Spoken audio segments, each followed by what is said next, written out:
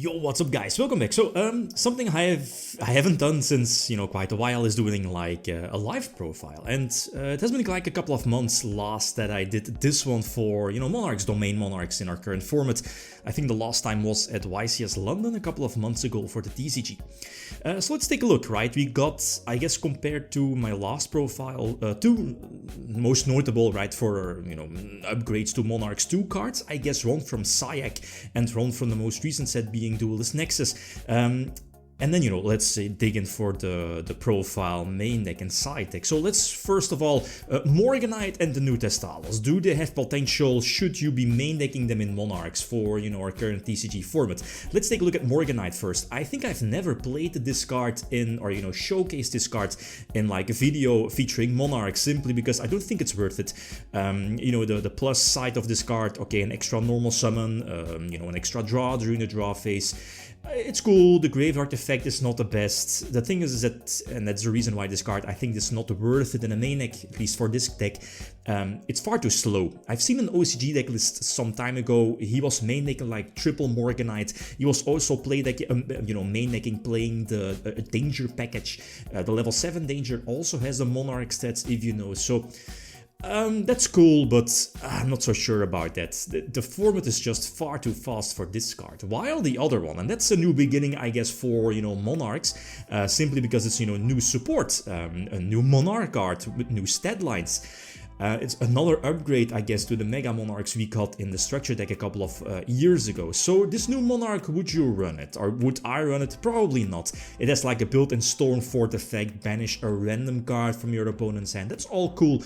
But the restrictions, I guess, are a bit too big. Like, you need to control a tribute, summoned monster, etc. So I don't think this new card is worth it, but I think, and that's, I feel, the biggest positive side about this new support. It's new support, it's new card, it's actually a new card for Monarchs. So I'm highly excited to see if, Konami is going to release more Monarchs. And keep in mind the stat line. These are not confirmed with, like tenacity, etc. So the usual stats. But, who knows? Monarchs might get more support featuring this new stat line as well. So, without further ado, like this new support that these two cards, I wouldn't really recommend running them. So first of all, like the main deck itself, there are some small differences compared to the last time that I showcased this. And let's take a look, right? It's fairly straightforward. Most of the time, I still think triple Erebus is needed. One of the best tributes going first if you don't have one of the Fiends, right? This might be an awkward run. No triple Ether, but 2 is fine, because you could like tribute summon, let's say, going first, potentially searching another Ether, and if you have return, you can either search Erebus or, Majesty, right? Depends. If you need to choose between like a Monarch or a Fiend, most of the time it's just better to go for a Fiend first turn. So 2 Ether, but that might, be cut to 1 in the future. This is a new addition. It's not really new, but, Sidedeck Lair. It was either Kuras or this one. I prefer this one now simply because it's a quick effect during your opponent's turn. Like, it's basically a change of heart for monsters that equal the attack stat from your opponent or lower. So something like Fenrir, for example, or the Sword Soul cards, or Pearly, or whatever, and you can take control of that monster until the end phase, and this Sidedeck Lair will bounce itself back to the hand. So that's fantastic. Plus, it has the Monarch's stats, and it's of course summonable off of Ether, so that's why it's in there. Fantastic. So outside of this, the Fiends, I still think they are super staple. I will always prefer triple Vanity's Fiend, even though it does not have the usual Monarch stats. It's one of the best tributes, if not the best. Same for Majesty, in a format where, monster effects are just so important. I still think, these... maybe you could get away with like 2 Fiends. I would definitely recommend running more than 1. So that's my take on it. So something different, I guess, from the usual Idea Eidos package. Like in Monarchs 2023, that's definitely not strong enough. So no Eidos or Eidos, Idea. Instead of this, I go for Fenrir, obviously going first, going second. It does the job, gets rid of floodgates or bosses from the opponent if going second.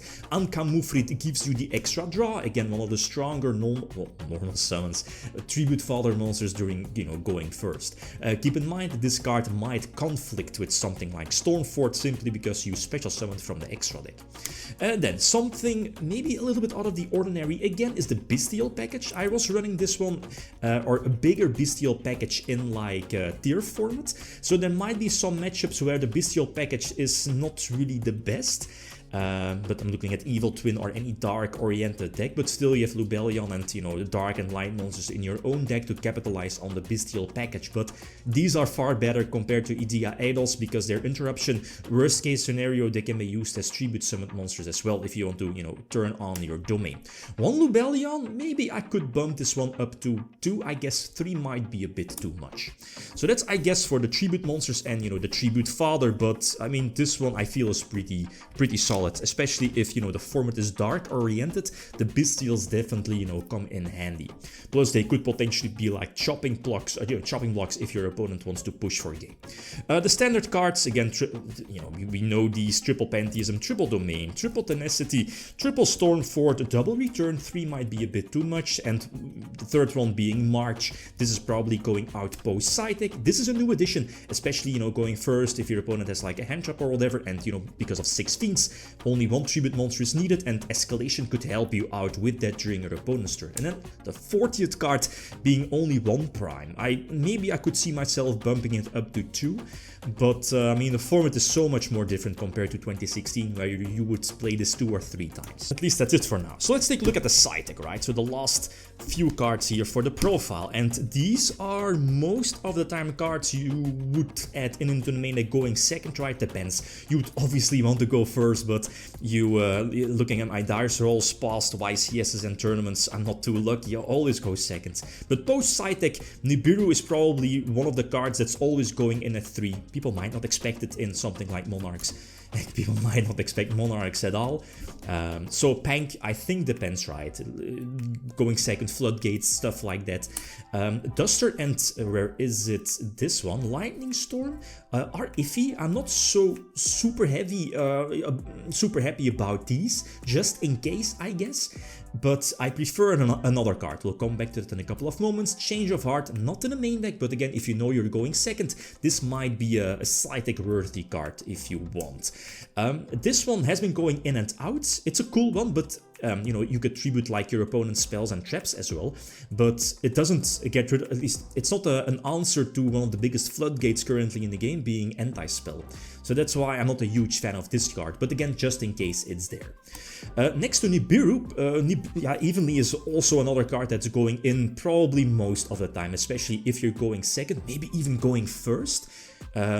Because most of the time you're just side-decking out that stuff where you have space for, you know, something like Evenly, which could be a blowout, and, you know, your opponent might not expect it. So Nibiru and Evenly are the cards of, you know, the side deck. But obviously going first, yeah, Solemns, especially post game 1, you know, game 3, game 2 and game 3. These are insta staples against evenly matched, against Lightning Storm, stuff like that. And evenly matched is fine if you have like a Fiend on field. Let's say if you had like Domain and Erebus, an evenly matched nukes you because you're forced to banish your tribute summoned monster or Domain. But this, you can just leave a Fiend on field and your opponent still needs to, you know, deal with something like that. So that's it for the side deck. Obviously 14 or, you know, 15 cards.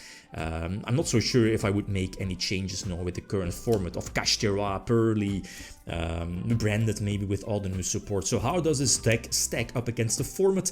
You know, it's not your tier 1, tier 2 deck. I still like it. It's a fun deck.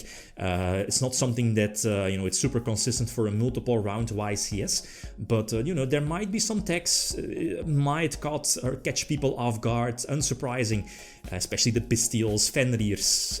I still enjoy it. So, okay, for me that's it. Hopefully the new support for Monarchs. Hopefully Konami is going to do a good job for these, but we'll see. We'll see in the next set. Okay, guys, that's it. Thanks for watching. Feel free to leave a comment or like if you enjoyed the video. Riddim signing out. Peace.